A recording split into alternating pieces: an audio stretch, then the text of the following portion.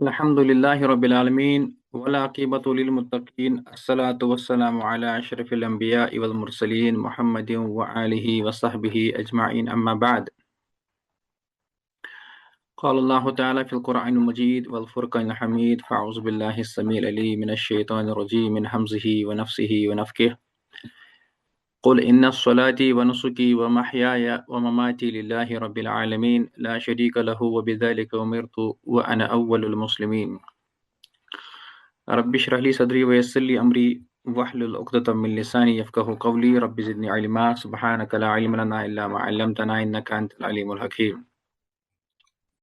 ہفتہ واری on line کے درس میں آج آپ کا خیر مقدم کرتا ہوں۔ السلام علیکم ورحمۃ اللہ وبرکاتہ۔ وعلیکم السلام ورحمۃ اللہ وبرکاتہ شیخ۔ ہمارا جو عنوان ابھی زیر طلب ہے وہ رجب کے حوالے سے ہے۔ پچھلے درس میں ہم نے کچھ چیزیں عرض کی تھی، مجھے امید ہے کہ آپ کو بخوبی یاد ہوں گی۔ کیا کہا تھا ہم نے؟ اس کا نچوڑ کون بتائے گا؟ شیخ ہم نے پچھلے درس میں یہی سیکھا تھا کہ جو روزہ اور مخصوص نمازیں اس مہینے میں پڑھنے کو کہتے ہیں وہ ہمیں نہیں پڑھنی، جو کہ جسے صلاۃ الرغائب کہتے ہیں، یہ ہمیں نہیں پڑھنی ہے۔ بے شک رجب کا مہینہ حرمت والا مہینہ ہے، لیکن اس میں کوئی مخصوص عمل جو ہے ہمیں وہ کرنے کو نہیں بتایا ہوا، اور اس کی آپ نے دلیلیں بھی دی تھی۔ ہاں، وہ تو ہم نے پہلے درس میں لیا تھا۔ تو دوسرے درس میں ہم نے کہا تھا کہ جو بھی نظر و نیاز کی جو بھی اقسام ہوتی ہے وہ بھی تمام کے تمام صرف اور صرف اللہ تعالیٰ ہی کے لیے ہوں گی، کیونکہ نظر جو ہے اصلاً عبادت ہے، اور عبادت اللہ تعالیٰ کے سوا کسی کے لیے جائز نہیں ہے۔ جہاں پر ہماری بات ختم ہوئی تھی، اس آیت پر ہماری پرانی بات ختم ہو گئی تھی، جو کہ ہم نے مشرکین کا وہ عقیدہ بیان کیا تھا کہ وہ کہتے تھے کہ جب ان کی کھیتی ہوتی تھی یا ان کے پاس جانور ہوا کرتا، وہ پھر اس کے حصے کرتے تھے، تقسیم کرتے تھے۔ فقالوا ھذا للہ، پھر وہ کہتے تھے کہ یہ اپنے اعتبار سے وہ کہتے کہ یہ اللہ تعالیٰ کا ہے، یہ اور اس کے ہمارے شریکوں کا ہے۔ اسی بات کو آگے بڑھاتے ہوئے یہاں پہ میں آپ کے سامنے علامہ ابن قیم الجوزیہ رحمہ اللہ تعالیٰ کا ایک قول آپ کے سامنے پیش کرنا چاہتا ہوں۔ یہ خود بہت بڑے عالم ہیں، ان کو بھی شیخ الاسلام ثانی کہا جاتا ہے۔ یہ خود 751 ہجری میں فوت ہوئے ہیں۔ وہ فرماتے ہیں ما اسرع اہل الشرک الی اتخاذ الاوثان من دون اللہ، جو مشرکین ہیں وہ بہت جلد بازی کرتے ہیں اس بارے میں، یعنی اللہ تعالیٰ کے سوا دوسرے معبودوں کو گھٹ لینے میں جلدی کرتے ہیں وہ۔ ولو کانت ما کانت، یعنی پھر ان کی حقیقت کیا ہو، چاہے وہ کچھ بھی نہیں ہو۔ وَيَقُولُونَ، اور وہ کہتے ہیں کیا، إِنَّ هَذَا الْحَجَرَ وَهَذِهِ الشَّجَرَ وَهَذِهِ الْعَيْنِ، وہ کہتے ہیں یقیناً بلا شبہ یہ پتھر ہے، ٹھیک ہے، یہ درخت ہے یا یہ چشمہ ہے، تقبل النظر، اب یہ سب مانتے ہوئے بھی کہتے ہیں کہ یہ سب چیزیں ہیں، لیکن یہ چشمہ جو ہے، یہ ساری چیزیں جو ہیں، یہ نظر قبول کرتا ہے۔ آئی تقبل العبادت من دون اللہ تعالی فإن النظر عبادت و قربت، انہیں اللہ تعالیٰ کے سوا اس کی عبادت قبول کی جاتی ہے، حالانکہ نظر تو عبادت ہے اور قربت ہے، جس کے ذریعے سے نظر ماننے والا اس ذات کا قرب حاصل کرتا ہے۔ وہی کہا گیا یہاں کہ یتقرب بہ الناظر الی المنظور لہ، ان چیزوں کا جو ہے نا تعلق ہے ہمارے اس عنوان کے ساتھ۔ میں پہلے وہ ایک گراؤنڈ بنا رہا ہوں تاکہ آگے چل کر جو آپ کو بات کہوں گا میں، پھر اس کے لیے آپ کو پھر زیادہ دلائل دینے کی ضرورت نہیں پڑے گی۔ یہ ان کی ایک مشہور کتاب ہے اغاثۃ اللہفان، تو اس میں یہ ایک جلد ایک صفحہ 212 پہ یہ آپ کو ملے گی۔ یہاں تک کہ اگر ہم دیکھیں گے کہ جو فقہ حنفی ہے اس کی ایک معرکۃ الآراء کتاب ہے، اس کا نام ہے فتاوی عالمگیری، جس کا اصلاً عربی میں نام ہے فتاوی الہندیہ، لیکن مشہور اسی نام سے ہے کیونکہ اردو میں اس کا ترجمہ ہو چکا ہے۔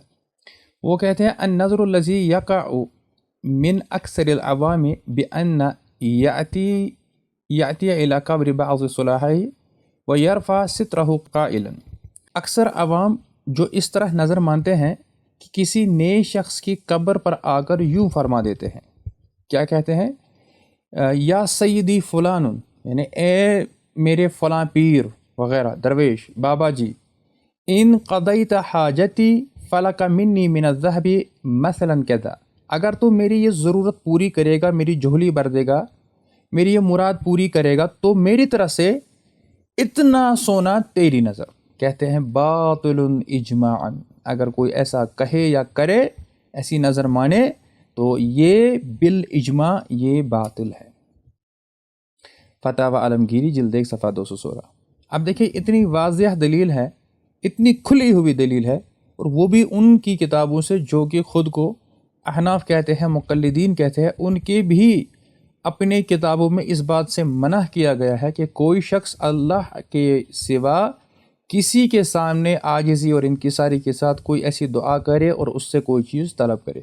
حضرت سیدنا امام جعفر صادق رحمت اللہ علیہ کا یوم عرس ہے 15 رجب، تو اس میں عاشقان صحابہ و اہل بیت خصوصیت کے ساتھ کھیر پوری کی نیاز کرتے ہیں، جس کو کنڈے کی نیاز بھی بولتے ہیں۔ میری یہ خواہش ہے کہ 15 رجب المرجب 15ویں رات گھر گھر گلی گلی مسجد مسجد کھیر پوری کی نیاز ہو،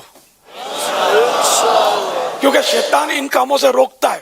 کہاں دلیل، کیا دلیل؟ تو شیطان کو کرنا ہے ذلیل، اور گلی گلی مسجد مسجد ہم نے کرنی ہے کھیر پوری کی نیاز عز و جل۔ امام جعفر صادق بڑے با کرامت بزرگ تھے، بہت بڑے عالم تھے، تو ان کی ہم نے نیاز کرنی ہے۔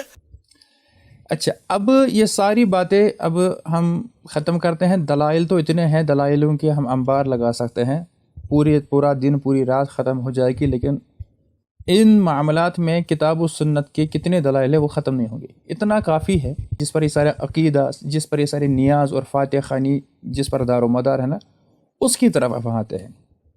اسی طرح میں نے ادھر شعر لکھا ہے کہ لو کونڈوں کا کچھ حال اب تم سنو، لو کونڈوں کا کچھ حال اب تم سنو، رجب کے مہینے میں ہوتے ہیں جو، مشکل بہت پڑے گی برابر کی چوٹ ہے، آئی نہ دیکھیے گا ذرا دیکھ بھال کے۔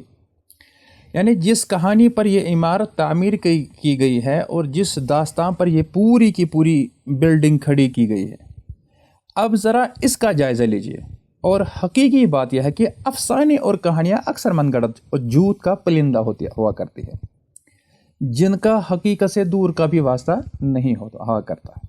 اور اللہ کے فضل و کرم سے جب تک اہل توحید ہے، موحدین ہے، اور اللہ کو ماننے والے اور حقیقی جو اس کے بندے ہیں اور عالم ہے، جب تک وہ موجود ہے تو وہ ان ٹوٹی پھوٹی عمارتوں اور خوابوں پر قائم کی ہوئی ان عمارتوں کو قرآن و حدیث کے مضبوط ہتھوڑے سے توڑا کرتے ہیں، اور یہ آواز بلند کرتے ہیں کہ لوگوں، یہ عمارتیں، یہ گھر، یہ عمارتیں جو ہیں یہ کچی اور پکی بنی ہوئی ہے، اس سے نکل جاؤ، آج یا کل گرنے والی، اس کا کوئی بھروسہ نہیں ہے۔ اب جو اس آواز کو سن کر نکل آئیں، اس کی جان اور اس کا مال ہلاکت سے بچ جائے گا، لیکن جو ضد اور ہٹ درمی، بغض و تعصب کی وجہ سے نہیں نکلے گا، اپنے سامان کو بھی تباہ کرے گا اور اپنی جان کو بھی ضائع کرے گا۔ تو اس طرح کی جو عمارتیں ہوتی ہے، ان کا سہارا لینے والے اپنی جان کو کھو بیٹھتے ہیں۔ اسی طرح افسانوں اور کہانیوں پر بنی ہوئی عمارت کا سہارا لینے والے بھی اپنے ایمان کو کھو بیٹھتے ہیں۔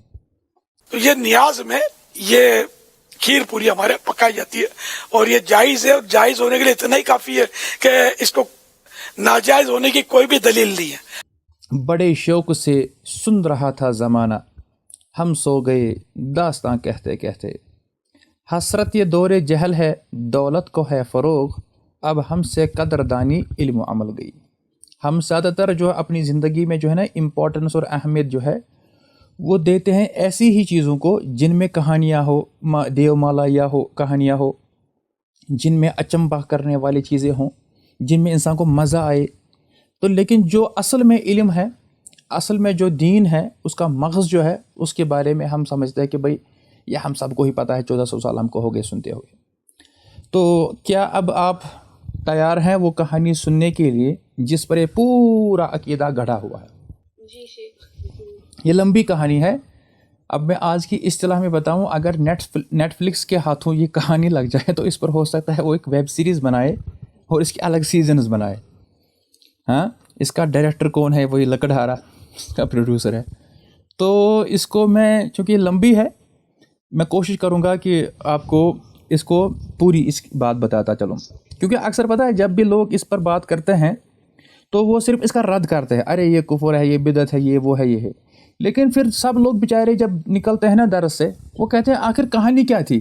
کیونکہ کہانی نہیں کہی جاتی ہے. کیوں نہیں کہا جاتا مجھے نہیں پتہ ہے خود. تو یہ جو کہانی ہے نا، اب اس کے لیے میں آپ کو اسکرین پہ کیا دکھاؤں؟ کچھ ہے ہی نہیں، یعنی میں بس آپ کو شعر دکھاؤں گا. باقی اس پہ فی الحال جب تک ہم اب اس کہانی کو مکمل کریں گے، پھر جب ہم اس کے بارے میں بیچ میں اگر مجھے لگا کہیں پر کوئی یعنی آیت ہے یا حدیث ہے، جب لگے گا آخر میں اس کو ہم انشاءاللہ تعالیٰ پھر آخر میں بیان کریں گے. اس سے پہلے کہ میں کہانی کا آغاز کروں، تھوڑا سا میں آپ کو پچھلے درس کی طرف آپ کی طرف توجہ لے جانا چاہتا ہوں. آپ کو یاد ہے میں نے کہا تھا کہ اس وقت جب دور تھا، اس وقت جو مسلمانوں کا دارالخلافہ تھا وہ کہاں پر تھا؟ شام میں. شام. ہاں، شام، ملک شام. اور جو اس میں کہانیاں بتائی گئی نا، اب اس کو تھوڑا سے جوڑنا ہے. کہا جاتا ہے، اچھا یہاں پر جو یہ بات ساری جو ہے نا گھوم رہی ہے نا، یہ گھوم رہی ہے ایک شخص کے ارد و گرد جس کو لوگ کہتے ہیں امام جعفر صادق، پھر کہتے ہیں علیہ السلام. چونکہ ہم سنی ہیں، ہم نہ امام کہیں گے نہ ہم علیہ السلام کہیں گے، کیونکہ جعفر صادق جو ہے نا اصلاً یہ سیدنا حسین بن علی رضی اللہ عنہما، یعنی حضرت حسین جس کو بولتے ہیں، یہ ان کے پوتے ہیں. ان کے بیٹے باقر ہے، پھر انہی کے بیٹے جعفر صادق ہے. یہ چونکہ شیعوں کے 12 اماموں میں سے ایک امام ہے، اس لیے یہ لوگ جو ہے نا کہتے ہیں امام، اس لیے ان کے یہاں امامت کا تصور ہے. ہم امام نہیں کہیں گے، ہم بس جعفر صادق کہیں گے. اسی لیے ہم علیہ السلام نہیں کہیں گے، ہم کہیں گے رحمہ اللہ. ہاں، اب جب یہ جو کہانی گھڑنے والا ہے، یہ قصہ گو ہے، وہ لوگ اس کو امام جعفر صادق ہی کہیں گے، علیہ السلام کہیں گے. یہ بات آپ کے لیے جاننا ضروری ہے. تو شروع اس طرح ہوتی ہے کہانی. ونس اپون اے ٹائم اس زمانے کی بات ہے جب کہ انورٹڈ کاماز امام جعفر صادق علیہ السلام حیات تھے. مدینہ منورہ میں ایک لکڑہارا رہتا تھا. لکڑہارا سمجھتے ہیں؟ جو جنگل جاتا ہے، لکڑیاں کاٹتا ہے، وہی. یعنی وہ اتنا غریب تھا بیچارہ، اس کے پاس وہی روزگار میں کے چکر میں یہاں وہاں مارا پھرتا تھا. اس کے پاس بہت اولاد تھے، اس کے بہت بیٹے تھے، اولاد تھے، اور خود تو غریب تھا، کھانے کو کچھ نہیں تھا. تو وہ کیا کرتا تھا، جنگل سے لکڑیاں کاٹ کر لاتا اور بازار میں اس کو جا کر بیچتا. بس یہی اس کا ایک ذریعہ معاش تھا. This was the only way of earning his bread and butter. یہ اس کا معاش تھا، یہ اس کا بزنس وغیرہ تھا، یہ اس کا کام تھا. تو اس ذریعے سے روز کے روز جو پیسے اس کو ملتے، تنگی ترسی سے انہیں پیسوں میں اپنا گزر بسر کرتا تھا. اور اگر کسی دن لکڑیاں نہ ملتی یا نہ بکتی تو اس دن سارے گھر کو فاقے میں رات بسر کرنا پڑتی تھی. اب دیکھیں یہ اتنا ایموشنل، یہ اتنا اس کی حالت بتائی گئی نا تاکہ لوگ کہیں واہ بیچارہ. اچھا، اس طرح جو ہے اس کی پریشانی اور تنگ دستی کی زندگی بسر کرتے کرتے اب ایک زمانہ گزر گیا. تو مدینہ کے جو بدوباش ہے، جو اس کا انوائرمنٹ اور ماحول ہے، اس کو وہ ٹھیک نہیں لگا. اس نے کہا کیوں نہ ایسا کرے، کیوں نہ ہم ابراڈ جایا کریں. اب دیکھیں اس کہانی کے جو لوپ ہولز ہیں نا، جو غلطیاں ہے، جس نے بھی یہ کہانی اور داستان گھڑی ہوئی ہے نا، اسٹوری ٹیلر، اس سے اس کہانی کو بیان کرنے میں اور لکھنے میں یا منسوب کرنے میں بہت ساری جگہ غلطیاں ہو گئی ہے، کیونکہ یہ اچھا ڈائریکٹر نہیں تھا، اچھا رائٹر نہیں تھا. یہ پہلی بات تو اس نے خود کہا کہ یہ اتنا غریب تھا کہ اس کو کھانے کو کچھ نہیں تھا. دوسرا یہ کہ وہ گزر بسر کرتا تھا انہی لکڑیوں کو کاٹ کر اور بیچ کر. اب پتہ نہیں اگر اس کو وہاں پر کچھ بنا نہیں تو یہ ابراڈ یا سٹی سے یا اسٹیٹ سے باہر کیسے گیا، اس کے پاس وہ اتنے پیسے کہاں سے آ گئے. یہ اس وقت کی بات ہو رہی ہے، چونکہ پہلے ہی کہا گیا کہ جعفر صادق اس وقت حیات تھے. دیٹ مینز یہ پہلے 100 سال کی بات ہو رہی ہے، یعنی یہ 1400 سال پرانی بات ہے. یہ اس ذہن میں یہ چیز رکھے. اچھا، تو اس نے کہا ہو سکتا ہے جب میں باہر جاؤں گا، پردیس جاؤں گا، تو ہو سکتا ہے وہیں پہنچ کر قسمت میری بدل جائے اور زمانہ گردش کرے، پھر یہ سارا جو فقر و فاقہ، میری غریبی ہے، اس سے مجھے نجات مل جائے. لیکن اب کیا ہوا، جب وہ وہاں گیا تو عسرت اور تنگ دستی نے وہاں بھی اس کا پیچھا نہ چھوڑا، یعنی وہاں پر بھی وہ سیم کام کرنے لگا، جنگل سے لکڑیاں کاٹ کاٹ کر پیٹ پالنے لگا، کاٹا پھر وہاں سے بیچا، وہی اس کا معمول رہا۔ اس نے کوئی نیا، اس کو کچھ ایکسپوجر نہیں ملا، کوئی نیا بزنس شروع نہیں وہاں پر کیا، کچھ بھی نہیں کیا۔ اب ذرا ٹھہر کر ٹھنڈے دماغ سے سوچئے کہ انسان تھا، کوئی جن تو نہیں تھا۔ وہاں پر جب وہ رہا نا، وہ اس جگہ پہ ابھی کہاں گیا تھا وہ بھی نہیں بتایا، بہرحال ابراڈ گیا، پردیس گیا، وہاں وہ 12 سال رہا، 12 سال 12 ایئرس۔ اب نہ یہ جن تھا نہ فرشتہ تھا، کیا تھا؟ مجھے بتائے کہ بغیر گھر والوں کے اس نے وہاں یہ اتنے سال کیسے گزارے؟ اب تو وہاں تو وہ تو وہاں پر اجنبی تھا، نہ اس کا کوئی گھر تھا وہاں پر، نہ کوئی دوست، نہ کوئی رشتہ دار تھے، تو اجنبی تھا۔ تو گویا اس نے بہرحال اس سے یہ سارے سال وہاں پر کیسے رہا، وہ کہاں رہا، کیسے اس نے سروائیو وہاں پر کیا؟ اور آج کل کا دور تو ہے نہیں بھئی کسی کمپارٹمنٹ میں رہا۔ اسی لیے کہتے ہیں نا، جھوٹ کے سر پیر نہیں ہوتے ہیں۔ المہم آگے میں سیر کراتا ہوں آپ کی، تو آگے چلیے۔ اب پردیس میں رہ کر اسے گھر یاد آیا، 12 سال تو اس کو یاد نہیں تھا، پردیس میں اس کو اب گھر یاد آیا، بچے یاد آئے، بیوی یاد آ گئی، لیکن اس کے پاس کچھ پیسہ وغیرہ یہ نہیں تھا، کچھ بھی نہیں، نہ ہی اس نے کبھی گھر بھیجا کچھ۔ اب شرم کے مارے وہ کیا کرتا، وہ خالی ہاتھوں نہیں لوٹتا نا۔ اب یہاں پر کیا ہوا، یہاں پر جو لکڑہارے کی بیوی تھی، اب 12 سال میں کیا ہوا، وہی نا، وہ اگر اس کو اگر اسکرین پہ اگر پلے کریں گے نا، اس پہ لکھا ہوا آفٹر 12 ایئرس۔ اب 12 سال میں اس کے گھر میں کیسے گزر بسر ہوا وہ بھی نہیں ہے۔ تو بہرحال اس کی بیوی جو ہے وہ بیچاری تنگ آ گئی، پریشان ہو گئی، یعنی لکڑہارے کی بیوی یہاں گھر پہ۔ اس نے کیا کیا، وزیر کے محل میں حاضری دے کر وزیر کی بیگم کے سامنے اپنا سارا دکھڑا بیان کر دیا، اپنی درد بری کہانی کی، دیکھیے اس طرح معاملہ ہے۔ حالانکہ اگر وہ چاہتی، وہ یہ کہتی کہ بھائی ہمارے شوہر لاپتہ ہوئے ہیں، ذرا اس کا مطلب معلوم کیا جائے کہ وہ کہاں ہے، کیا ہے، لیکن کچھ نہیں۔ تو یہاں پر سوچے کہ لکڑہارے کی بیوی نے یہ نہیں کہا کہ میرے شوہر کا پتہ کیا جائے، اسے تلاش کیا جائے۔ کیوں؟ کیونکہ کونڈوں کا قصہ بنانا جو تھا، یعنی یہ قصہ اصل میں پیٹ کی خاطر ایسے باتیں بیان کرنا ضروری تاکہ یہ بک جائے۔ یہ چیزیں، یہ اس کو کہتے ہیں ایڈورٹیزمنٹ، یہ پاپی پیٹ کا سوال ہے۔ اچھا، اور اسی طرح اس کے جو بچے ہیں ان کی بھی گزر بسر کی گاڑی چلتی رہتی۔ تو اب اور ایک صورت یہ نکل آئی کہ پھر لکڑہارے کی بیوی بچوں کو وزیر کے محل میں جب فراغت سے کھانے پینے کو ملا تو ان کی رگوں میں اب خون دوڑنے لگا، کیونکہ بھوک کے مارے کیا ان کے چہرے مرجھا گئے تھے۔ ایک دن ذکر ہے، اب اس نے جو ہے وزیر کی بیوی نا، اس نے اس کو کہا لکڑہارے کی بیوی کو، دیکھو no problem, you just come here, یعنی اس کو میڈ بنا دیا، خادمہ بنا دیا، تو یہاں پر جھاڑو پوچھا کیا کر، نو پرابلم، تمہارا گزر بسر ہو جائے گا۔ اب یہ چونکہ جھاڑو دے رہی نا اس کے گھر پہ، اس کے محل میں، اب دیکھیے یہاں سے اب آ رہا ہے ٹویسٹ۔ کہتے ہیں کہ ایک دن کا ذکر ہے کہ لکڑہارے کی بیوی وزیر کے محل کی ڈھیڑی میں جھاڑو دے رہی تھی، اتنے میں امام جعفر صادق آ گئے اپنے ساتھیوں کے ساتھ، اس طرف سے گزرے، اور جب آپ وزیر کی ڈیڈی کے پاس پہنچے تو ایک دم ڈیڈی کے سامنے کھڑے ہو گئے اور اپنے عقیدت مندوں سے پوچھنے لگے۔ عقیدت مند، ہاں یہ لفظ وہاں پر اس وقت استعمال نہیں ہوتا تھا۔ کیا پوچھا کہ یہ کون سا مہینہ ہے اور آج کون سی تاریخ ہے؟ عقیدت مندوں نے سب نے عرض کیا، جناب یہ تو حضرت، یہ تو رجب کا مہینہ ہے اور آج چاند کی 22ویں تاریخ ہے۔ پھر پوچھا، معلوم ہے تم کو کہ رجب کی 22ویں تاریخ کی کیا فضیلت ہے؟ انہوں نے عرض کیا، جناب آپ ہی بہتر جانتے ہیں۔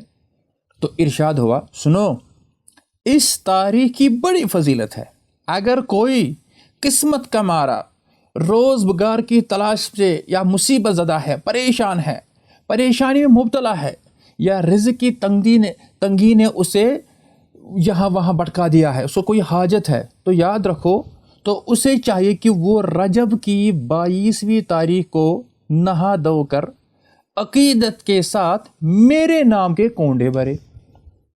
کون سی تاریخ بتائی گئی یہاں پر، اس کو یاد رکھیں، 22nd of رجب۔ ہاں، یعنی کہا بازار سے نئے नए कोरे कोंडे खरीद लाए। वो कोंडे को क्या बताऊँ मैं, इन्हें करालस ना लाकर बनाना, इन्हें वो जो पॉटर होता है, कुम्हार होता है, उससे वो छोटे छोटे वो पॉट लेकर आए और उन्हें घी में तली हुई मीठी खस्ता पूरियों से भर दे। अब लो जी, इसका मतलब है जिसने ये कहानी गढ़ी है ना वो शायद ज़रूर हलवाई होगा इसका डायरेक्टर, स्टोरी राइटर। अब ये उसका पूरा फॉर्मेट बता रहा है कि क्या करना है। कोंडे लाए, उसमें जो है पूरिया भरे, खस्ता पूरिया भरे, और साफ चादर बिछाकर कोंडों को इस चादर पर रखे और पूरे एहतिकाद के साथ मेरा फातिहा कराए। नऊज़ुबिल्लाह। अब सैयदना हुसैन के पोते रज़ियल्लाहु अन्हु कैसे ये बोलते कि फातिहा कराए, तो ये तो है ही नहीं। बहरहाल कहा कि मेरा फातिहा कराए और मेरा ही वसीला पकड़कर अल्लाह से दुआ करे। लो जी, अच्छा, जो ऐसा करेगा तो उसकी हर मुश्किल रफ़ा और हर हाजत दम के दम में पूरी हो जाएगी। दम के दम मतलब इमीडिएटली, ऐसे चुटकियों में।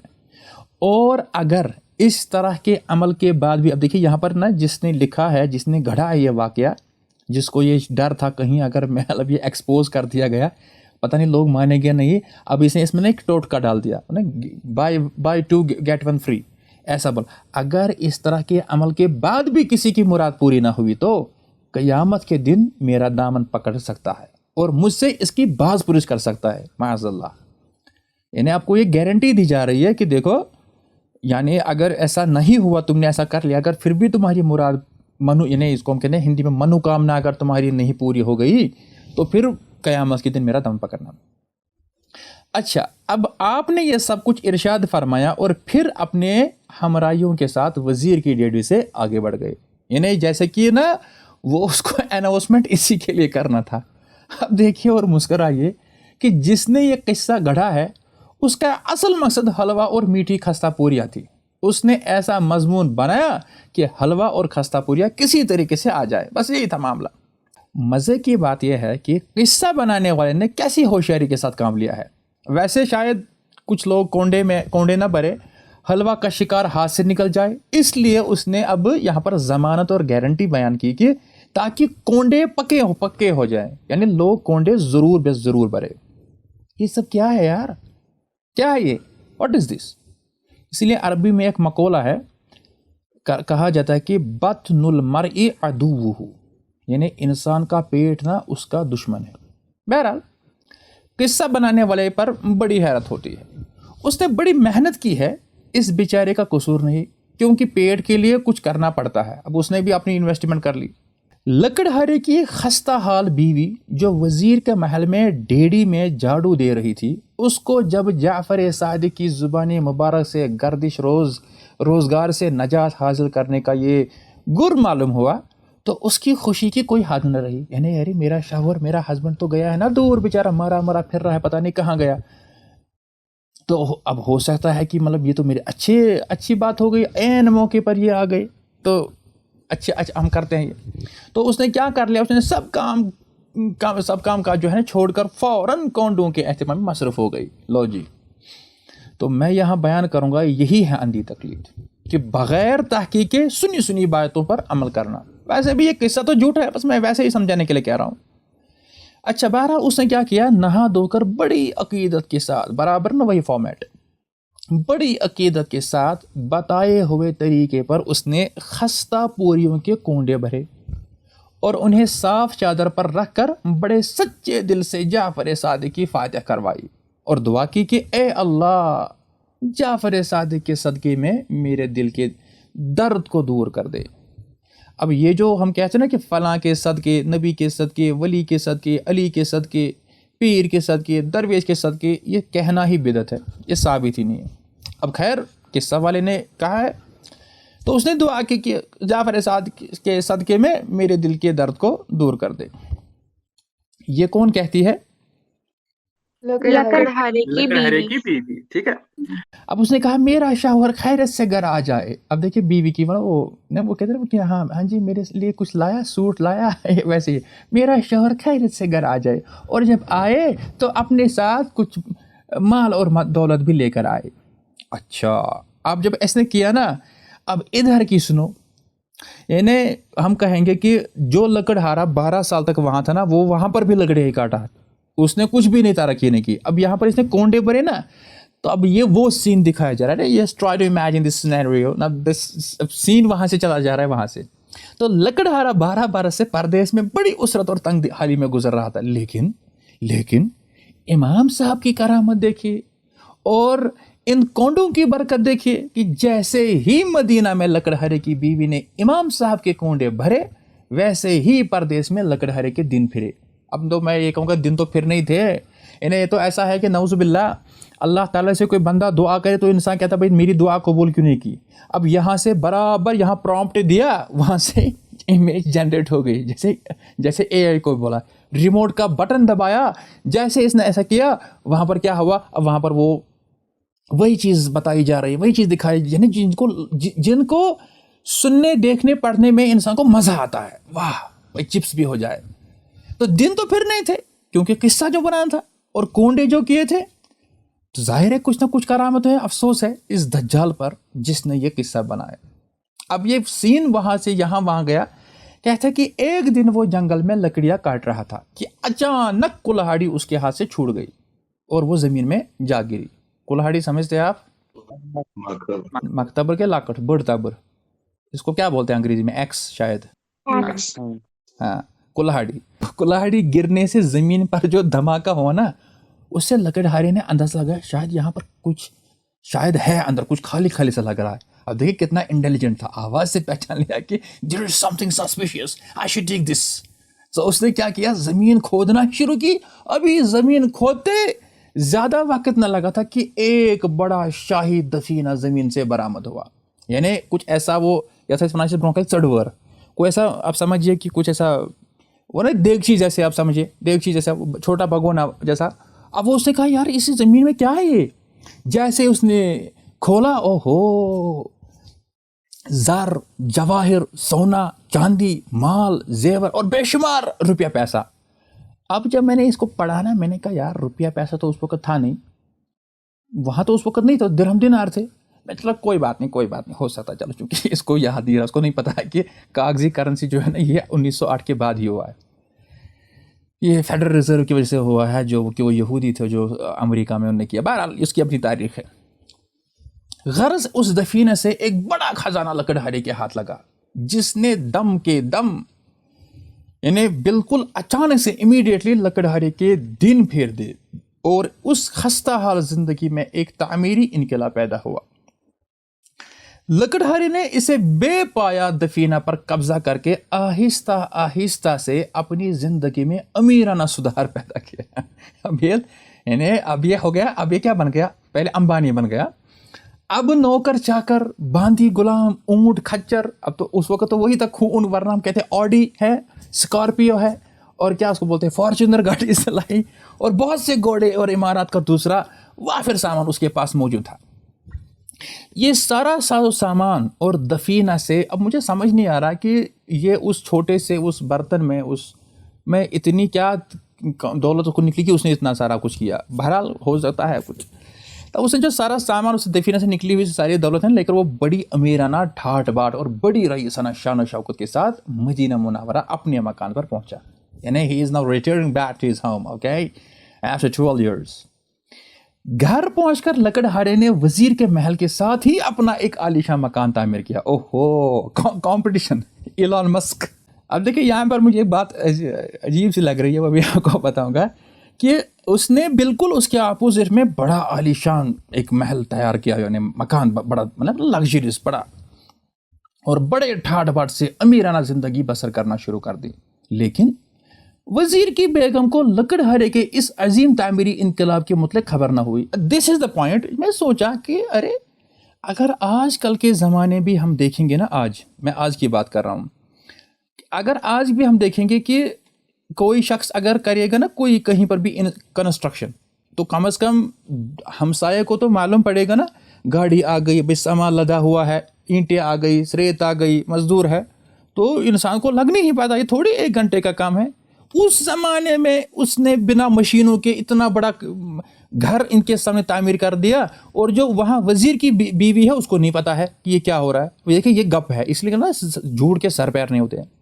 کہتا ہے کہ اس پورے عظیم تعمیری انقلاب کے متعلق اس کو کچھ خبر نہ ہوئی، اور اس سے بات کا پتہ چلا بعد میں اسے کہ بھائی ارے اس کے محل کے پاس ہی لکڑہارے نے بھی اپنا شاندار مکان تعمیر کروایا ہے۔ اچھا، ایک دن اتفاق سے کیا ہوا، وزیر کی بیگم جب اپنے محل کے بالا خانہ پر چڑھی، بالا خانہ سمجھتے ہیں، ٹیرس جس کو آپ کہیں گے، اوپر نا ٹیرس ہے، سلیب پہ، چھت پہ چڑھی ہے، تو اسے دیکھ کر بڑا اچنبھا ہوا، اوہ مائی گاڈ، یہ کس نے بنایا اور کب بنایا؟ جیسے کسی جن نے بنایا تھا، اس کو خبر ہی نہیں تھی۔ تو اس نے کہا یہ یار اس محل کے پاس ہی ایک بڑی وسیع اور کشادہ زمین پڑی تھی، اب یہاں پر تو ایک نیا تعمیر گھر ہو گیا ہے، یہ کب ہوا، کیا ہوا؟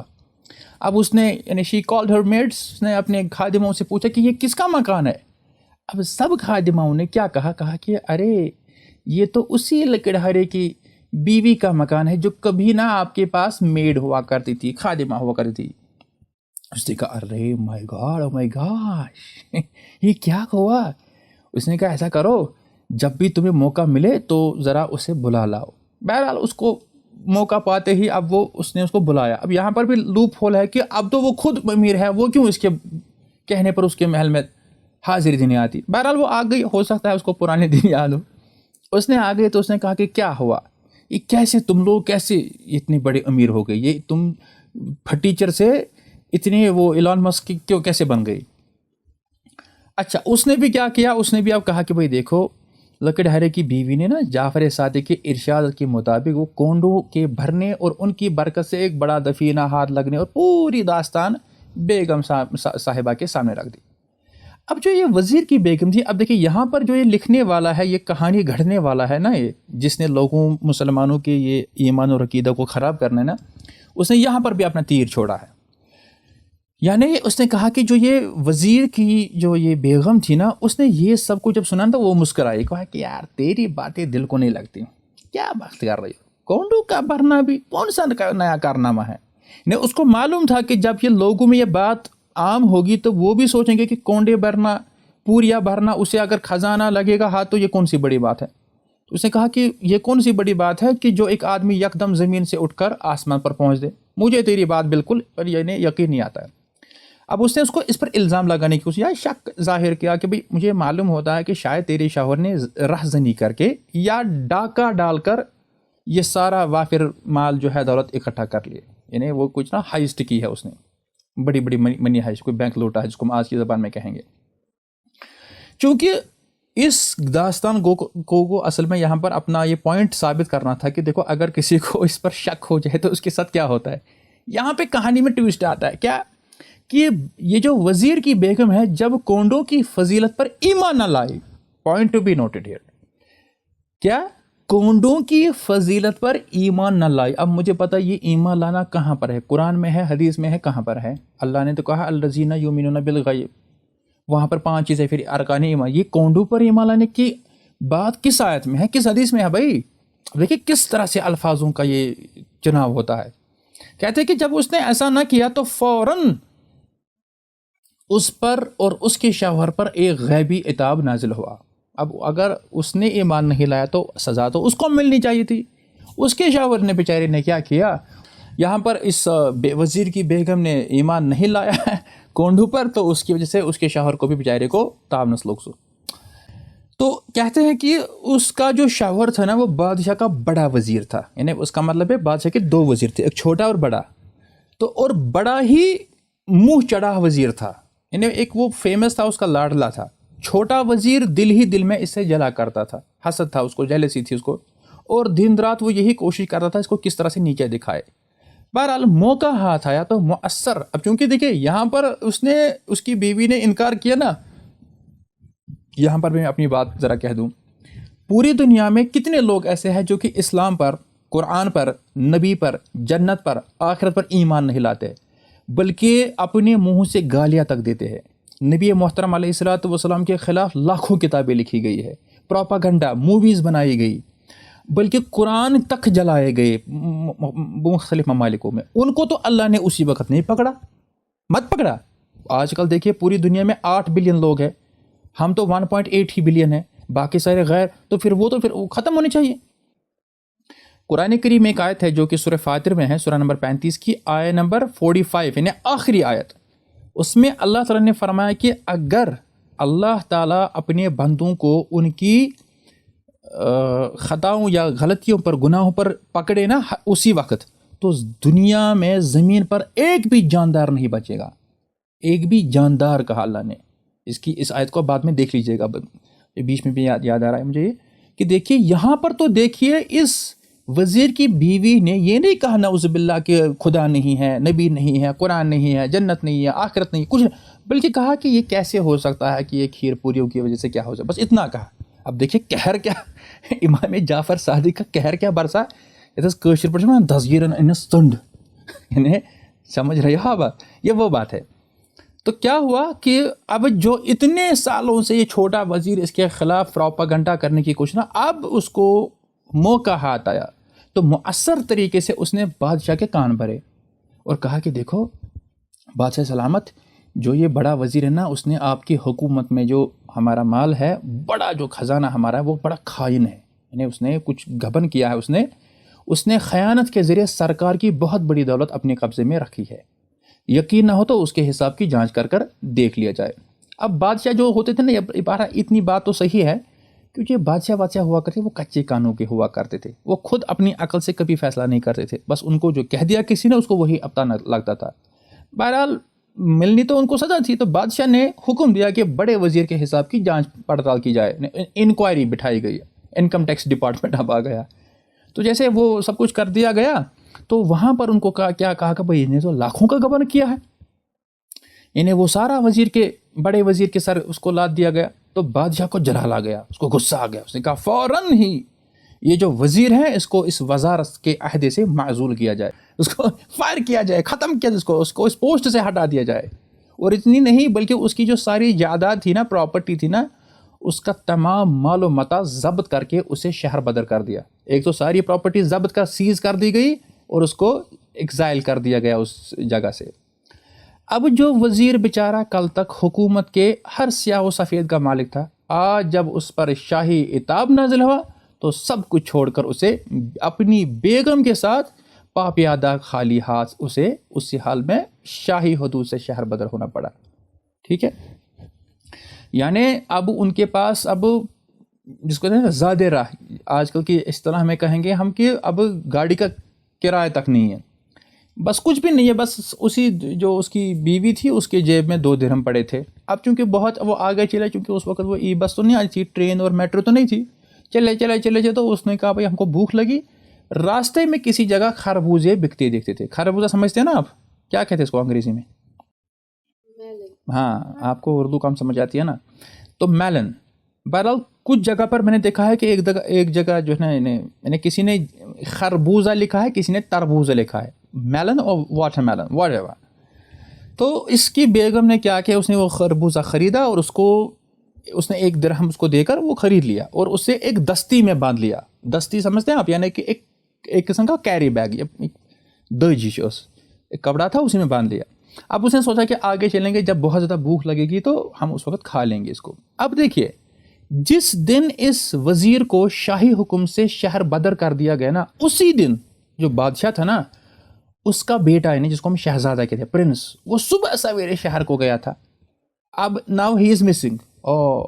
لیکن شام تک جب وہ شہزادہ گھر نہیں آیا نا، اب وہ چھوٹا وزیر جو ہے نا، اس نے موقع کو غنیمت سمجھا. اس نے کہا بھائی، اس نے دیکھا کہ بادشاہ جو ہے شہزادے کے متعلق بڑی تشویش میں ہے، تو اس نے کہا کہ یہ سارا کام بڑے وزیر کا ہے، کیونکہ ہم نے جس راستے سے اس کو ایگزائل کیا ہے، شہر بدر کیا ہے، تو میں نے اسی راستے سے اس کو دیکھا، ہمارا شہزادہ وہی سے گیا تھا. ہو سکتا ہے اس نے دشمنی میں یہ اپنا انتقام لینے کے لیے شہزادے کو کوئی نہ کوئی تکلیف پہنچا گئی. اب یہ سن کر بادشاہ نے، وہ کچے کانوں کا، یہ سن کر بادشاہ نے بہت سے سواروں کو چاروں طرف دوڑایا کہ وزیر جہاں بھی ملے اسے فوراً گرفتار کر کے لے آئیں. سوار گئے اور آنن فانن جب وہ گئے تو دے گریبڈ ہم. انہوں نے اس بیچارے کو، وزیر کو جو ہے نا، جو ایکس وزیر، جو ایکس منسٹر تھا، اس کو جو ہے گرفتار کر لیا اور اس کو زنجیریں پہنا کر بادشاہ کے حضور پیش کر دیا. یہ ساری کہانی چل رہی ہے ابھی، یہ سیزن 2 چل رہا ہے اس کا.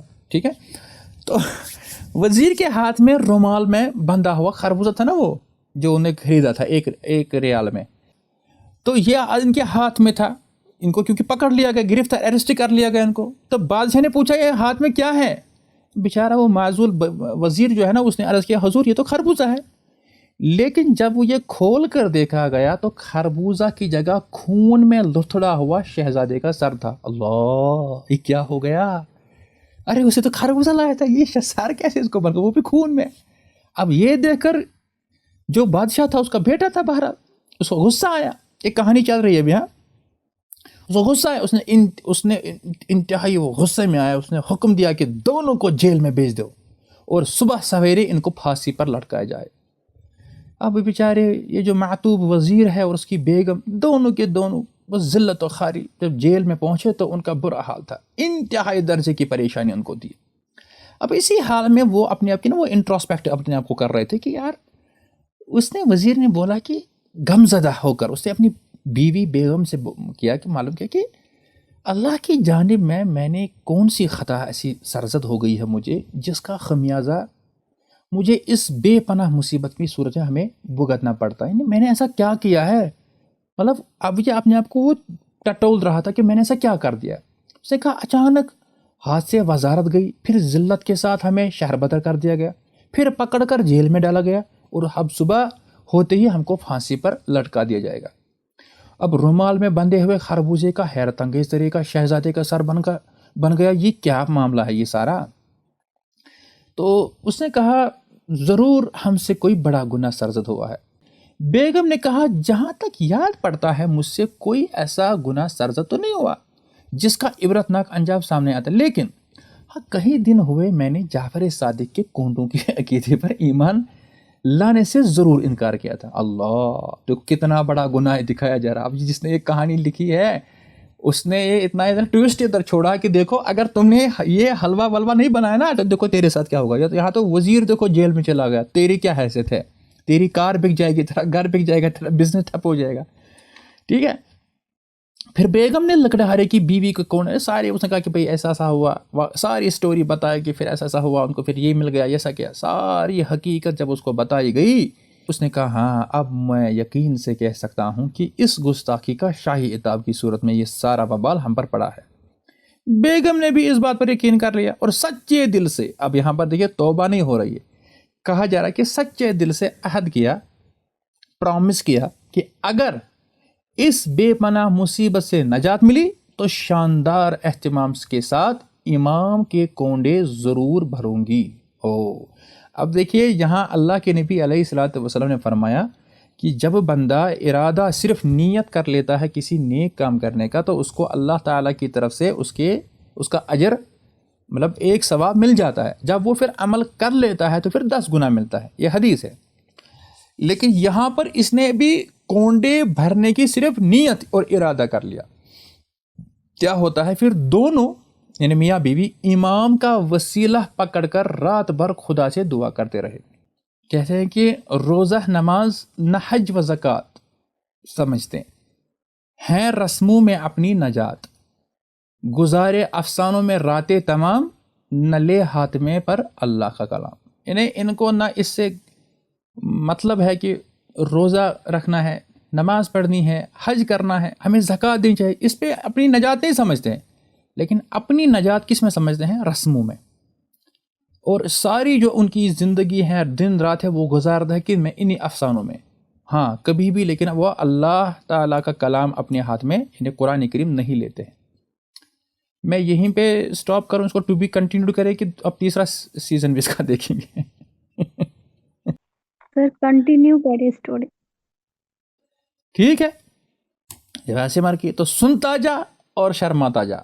تو ہم کہیں گے اب ان لوگوں سے اگر غیرت ہے تو اپنے اس مسلک سے توبہ کر تو. ٹھیک ہے. تیسرا سیزن شروع ہوتا ہے. اب ادھر جیسے ہی بیگم نے بستے عقیدت کونڈے بھرنے کا عہد کیا، ادھر ویسے ہی حالات نے اپنا رنگ بدلا. یعنی اب سارا سینیریو چینج ہو رہا ہے. یعنی صبح ہوئی تو بادشاہ کا گمشدہ شہزادہ صحیح سلامت گھر واپس آ گیا. ارے کل تو اس کے ہاتھ میں اس کا سر تھا، یہ واپس کیسے آ گیا؟ یہ صرف یہ کس کی برکت ہے؟ जाफर की तो बोलते कौंडे की बरकत। यानी अभी कोंडे भरे नहीं, बस अभी इरादा किया, just they intended that we will do it. Okay, तो शहजादे को देखकर बादशाह को बहुत बड़ी खुशी हुई और हैरत भी हुई। उसने फौरन कैदी को, जो जेल खाने में वो थे ना, उनको तलब किया, अरे इनको ज़रा पेश किया करो, इनको यहाँ ज़रा लॉकअप से बाहर निकालो। फिर रुमाल खोल कर देखा तो उसमें शहजादे के सर की जगह वही खरबूजा बरामद हुआ। अरे ये किस मेवे वाले ने दिया था इसने को, ये क्या था ये? उन्होंने कहा यार ये क्या हुआ? बादशाह ने भी उस मातूब वजीर से पूछा कि क्या माजरा है। Now the king is also taking interest, what is going on? अब वजीर ने उनको, अब यहाँ पर फिर से कोंडो की एडवर्टीजमेंट हो रही है, और बार बार वो आता है ना यूट्यूब पे एडवर्टीजमेंट, फिर स्किप, ये वो एडवर्टीजमेंट जो स्किप नहीं हो रहा है। वजीर ने कोंडो के बारे में जाफर सादिक की इरशाद से लेकर लकड़हारे की पूरी दास्तान सारी सरगस्त सुनाई। इन्हें उसको सारा बता दें कि ऐसा, मतलब अपना हकीकत हाल बयान किया कि मेरी बीवी ने जो है इमाम साहब के कौल को जुटलाया था और कोंडे भरने की अकीदत से इजहार बेजारी किया था। अब इसी पादाश्त में हम दोनों को ज़िल्लत और रसवाई का ये रोज़े बद देखना पड़ा, वरना कहाँ आपका ये देरियना नमक हलाल खादिम, आपका नौकर, आपका वज़ीर, और कहाँ खजाना आमिरा से लाखों की खयानत और गबन के इर्तिकाब करने की वो जो मुझ पर वो एलिगेशन लगाई गई है वो क्या है, और कहाँ ये शहजादा का सर, और कहाँ ये खरबूजा, क्या चल रहा है? अब बादशाह जो था ना कच्चे कानों का, बादशाह वज़ीर की ज़ुबान से ये हालात सुनकर बहुत मुतासिर हुआ। He got inspired, this may be the reality. तो उसने उसी वक्त वजारत आला का मनसब आली नए सिरे से फिर बड़े वज़ीर को सौंप दिया। उसी वक्त इसको अपनी पोजीशन वापस दी, लो जी केएस ऑफिसर, मिनिस्टर वापस। उसने क्या किया, अब उसने कहा चूँकि अब तुमको मेरी वजह से प्रॉब्लम्स हो गई, अब इसका जो है ना वो कहते हैं तलाफ़ी, यानी उसका कंपनसेशन भी अता कर दिया, और उसको जो है ना बहुत कुछ नवाजा, चलो आपको मेरी वजह से ये प्रॉब्लम्स हो गई तो ये है। अब जब उसकी वापस से इंक्वायरी बिठाई गई, वो सारा डिपार्टमेंट जो था करप्ट डिपार्टमेंट, उन्होंने कहा कि असल में ये सारा गबन किसने किया था, छोटे ही वज़ीर ने, ताकि वो उसकी जगह ले सके। तो बहरहाल उसको फिर फॉर एवर के लिए परमानेंटली उसको एग्जाइल कर दिया गया वहाँ से। तो अब यहाँ पे ये सारी बात जो है ना, यहाँ पर ये इसमें ये साबित हो गई कि इसकी सारी जायदाद जो है वो ज़ब्त कर दी गई है, हमेशा के लिए उसको ज़िल्लत के साथ शहर बदर कर दिया गया। फिर शाही महल से लेकर काशियाने वज़ीर तक बड़ी धूमधाम और बड़े ही शाहाना एहतमाम के साथ कोंडे भरने की रस्म अदा की गई, और फिर वज़ीर की बेगम तो ज़िंदगी भर बड़ी अकीदत के साथ हर साल इमाम साहब के कोंडे भरती रह गई। घर घर, गली गली, मस्जिद मस्जिद खीर पूरी की नियाज हो, क्योंकि शैतान इन कामों से रोकता है। कहाँ दलील, क्या दलील? तो शैतान को करना है जलील, और गली गली, मस्जिद मस्जिद हमने करनी है खीर पूरी की नियाज अज़्ज़ा वजल। अब इसके बारे में जो ये सारी कहानी बताई गई, इससे आपने क्या अखज़ किया नतीजा? पहला तो मैं यही कहूँगा कि जिस बुनियाद पर ये सारी की सारी, मतलब ये नियाज दी जाती है, फातिहा खानी की जाती है, खीर पूरी की जाती है, या उर्स मनाया जाता है, जो भी है, इसकी बुनियाद ना तो अल्लाह का कलाम है, ना मुस्तफ़ा जानी रहमत सल्लल्लाहु अलैहि वसल्लम का कोई इरशाद पाक है, ना ही अक़वाल सालफ़ है, ना ही सहाबा से साबित है, ना ही तबा ताबीन, मुहद्दिसीन, फ़ुक़हा किराम, किसी से भी कुछ भी नहीं, बस एक लकड़हारे की कहानी है। अब इस कहानी, इस स्टोरी का, इस दास्तान का अब हमें क्या करना है, इसका अब हमें तनकीदी जायज़ा लेना है, यानी क्रिटिकल एनालिसिस। तो क्रिटिकल एनालिसिस हम इसको जल्दी जल्दी लेते हैं। कहते हैं हक़ाइक़ को जिनमें छुपाया गया है वो पर्दे नज़र से उठा रहा हूँ, उठाऊँ। तो आपने देखा कि असल दीन से नावाकिफ़ मुसलमानों को गुमराह करने के लिए कितनी कशिश और जाज़बियत है। ऐसी चीज़ें बयान की जाती है कि इस मन गढ़ंत कहानी में जो सने फ़र्ते अकीदत से सर दुनिया और हक़ व बातिल में तमीज़ किए बगैर बस अकीदत कोंडे भरने को तैयार हो जाते हैं। जो भी सुना, अरे अब मैं इस पर मुझे एक और बात याद आ रही है, फ़लाँ किसी ख्वाजा साहब ने ख्वाब देखा है, उसने नबी करीम अलैहिस्सलातु वस्सलाम को देखा है, उसने कहा कि आज مسلمانوں کی حالت بہت خراب ہے، گناہ ہو رہے، یہ ہے وہ ہے. تو اب یہ نہیں، اس خواب میں یہ نہیں، پہلے تو کسی کا خواب تو حجت ہے ہی نہیں، پہلی بات. دوسری بات، ہمیں کیا پتہ ہے اس نے واقعی میں نبی کو دیکھا ہے نہیں دیکھا، یہ بھی بہت ایک یہ نا ڈیبیٹیبل ٹاپک ہے یہ. تیسری بات، اب اگر چلو مان بھی لیا جائے فار سیک آف آرگیومنٹ، تب بھی ان کو چاہیے تھا یہ بولنا کہ انہوں نے کہا مسلمانوں کو چاہیے کہ جو میں نے دین چھوڑا ہوا ہے نا کتاب و سنت کی شکل میں، اس پر عمل پیرا ہو جائے. نہیں، وہاں پر اس وقت جو نیا یہاں کاروبار شروع ہوا تھا زیروکس مشین، فوٹو اسٹیٹ، تو ان لوگوں نے ایجاد کیا تھا وہ کاروبار اسی سے شاید متاثر ہو کر. انہوں نے کہا تھا، اب انہیں کہا کہ جو یہ میری خبر 30 لوگوں کو پہنچائے گا اس کو 30 دنوں میں یا 10 دنوں میں اچھی خبر پہنچے گی، اور جو اس کو جھٹلائے گا، انکار کرے گا، تو اس کو 10 دنوں میں بری خبر ملے گی. یو نو واٹ، اس وقت لوگوں کے پاس واقعی میں زیروکس کرنے کے لیے بھی اتنے پیسے نہیں ہوا کرتے تھے. جو انسان دیکھ سکتا نا وہ کہتا ارے اب تو میں نے پڑھ لیا، اب تو مجھے اس پر ایمان لانا، کیونکہ یہ فلاں شاہ صاحب کا یا خان صاحب کا خواب ہے، اس نے نبی کو دیکھا، نبی کا فرمان ہے. ارے وہ سمجھتا نہیں تھا یار نبی کا فرمان ہے، یہ جھوٹا خواب ہے.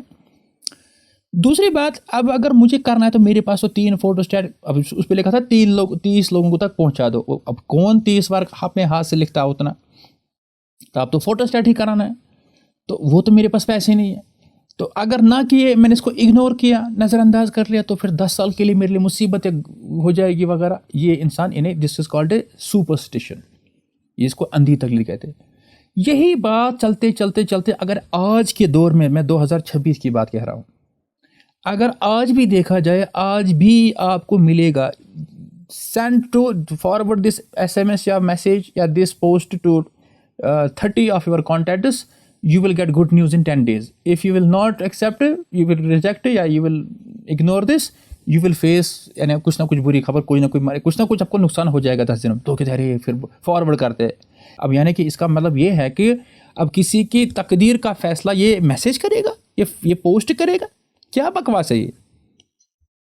تو یہی میں نے کہا کہ کہ بالکل اندھی تقلید، بنا کچھ سوچے سمجھے انہیں چلو کر لے ورنہ کچھ ہو جائے گا. لیکن یاد رکھیے، صداقت چھپ نہیں سکتی ہے بناوٹ کے اصولوں سے. صداقت چھپ نہیں سکتی بناوٹ کے اصولوں سے، کہ خوشبو آ نہیں سکتی ہے کاغذ کے پھولوں سے. اب ذرا آئیے، ذرا تحقیق کا چشمہ پہن کر قرآن و حدیث کی رو سے اس من گھڑت افسانے کا موازنہ کریں اور اس کا تنقیدی جائزہ لیں. نمبر 1،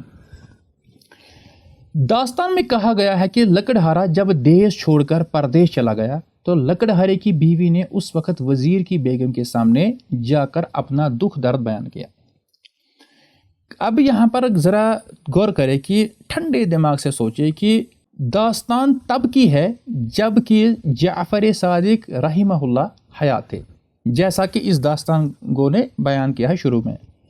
اب جب جعفر صادق حیات تھے، اس وقت بے وقوف اور گستاخ لکڑہارے کی بیوی کو وزیر کی بیگم کے پاس جانے کی کیا ضرورت تھی؟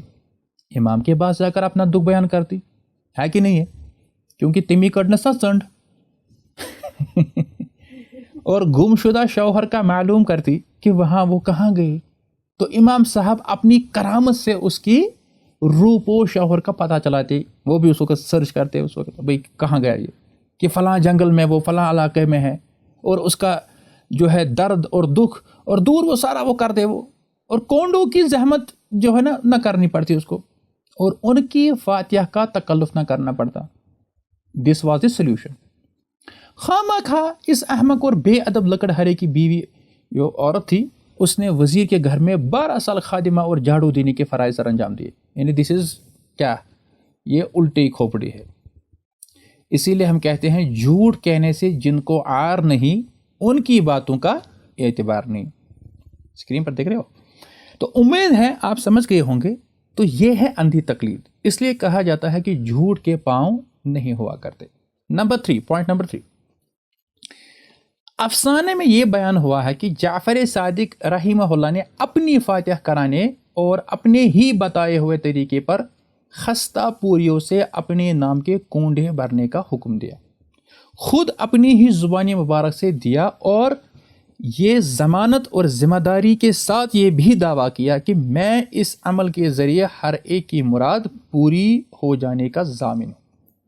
اور اگر کونڈے بھرنے کے بعد بھی کسی کی حاجت پوری نہ ہو تو قیامت کے دن میرا دامن پکڑے اور مجھ سے باز پرس کرے۔ کیا جعفر صادق رحمہ اللہ کی زبان مبارک سے اس قسم کی لغوات کا صدور ہو سکتا ہے؟ اب یہ عام کوئی پیر درویش نہیں ہے، یہ اہل بیت کے ذریت میں سے ہے، سیدنا علی رضی اللہ عنہ کے پوتے کے بیٹے ہیں یہ، پہلے علی پھر حسین پھر باقر پھر جعفر رضی اللہ عنہ مجمعین۔ کیا ایسا وہ یہ بکواس وہ کرتے؟ کیا جعفر صادق کی شان تو بہت اونچی ہے نا، اور بہت ہی اعلیٰ و عرفہ ہے، کوئی معمولی سمجھ کا انسان بھی ایسی لغویات اپنی زبان سے نہیں نکال سکتا ہے، اور نہ ہی اس قسم کا کوئی بےہودہ دعویٰ کر سکتا ہے، ٹھیک ہے؟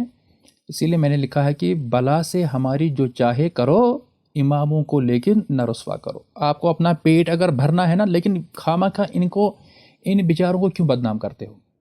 اسی کا پوائنٹ نمبر 2 اگر ہم دیکھیں گے اسی پر کہ پھر یہ کتنی مضحکہ خیز اور خیرت انگیز بات ہے، یعنی اس پر ہنسی آتی ہے انسان کو کہ جعفر صادق رحمہ اللہ کی طرف منسوب کی گئی ہے کہ انہوں نے اپنی ہی زندگی میں اپنی فاتح کرانے کا حکم خود دیا۔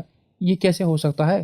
ان کے یہاں جو اس کے قائل اور فائل ہے نا، وہ تو یہ سب کرتے ہیں کسی کے مرنے کے بعد۔ اب کوئی زندہ گھوم رہا ہے اپنی رعیت کے ساتھ اور وہ کہتے ہیں میری فاتح دے دو، حالانکہ ایصال ثواب جو یہاں ان کے یہاں چلتا ہے نا، وہ بلٹی کرنا یا فاتحہ، یہ کسی کی بھی ہو موت اور وفات کے بعد ہی ہوا کرتے ہیں۔ اب یہ بھی دیکھیے کیا ہے یہ۔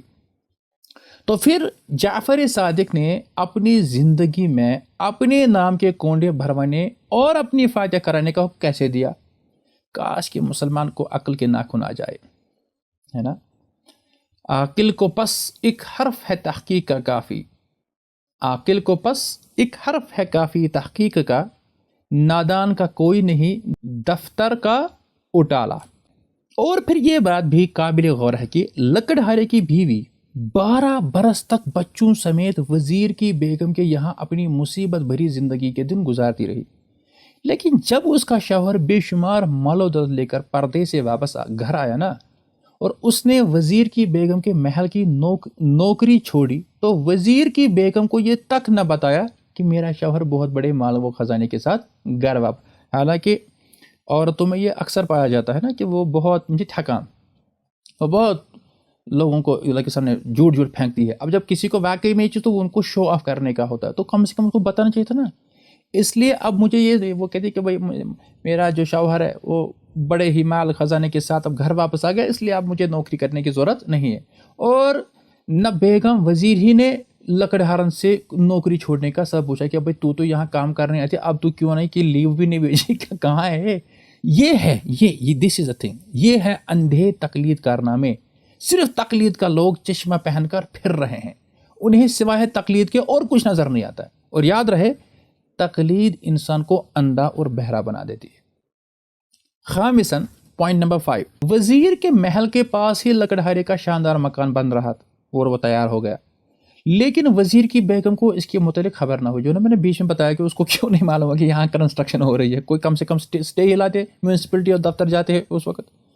اس وقت پتہ چلتا ہے جب وہ اتفاق سے اپنے محل کے بالا خانے میں جاتے ہیں، اوپر وہ ٹیرس میں، ارے یہ کب بنا؟ یعنی یہ تھوڑی ایسی کوئی بچگانہ بات ہے کہ راتوں رات وہ محل تیار ہوتا یا وہ مکان تیار ہوتا۔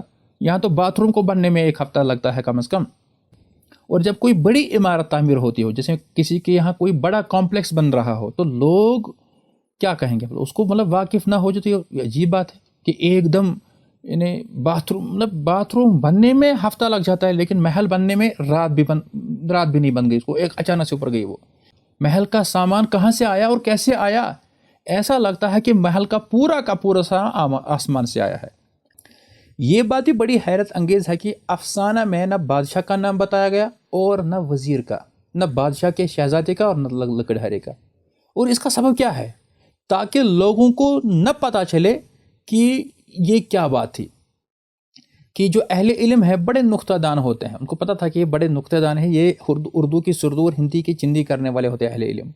اگر ان کے نام ظاہر ہوں تو پہلی بات تو یہ بات روز روشن کی طرح واضح ہو جائے گی کہ یہ افسانہ من گڑت ہے، اور دوسری بات یہ کہ اگر نام بتائیں گے تو اہل علم تحقیق کریں گے اور پھر ہماری چوری پکڑیں گے۔ جب پوری پکڑیں گے تو پھر ہماری عدالت میں کان پکڑ کر مرغا بنائیں گے۔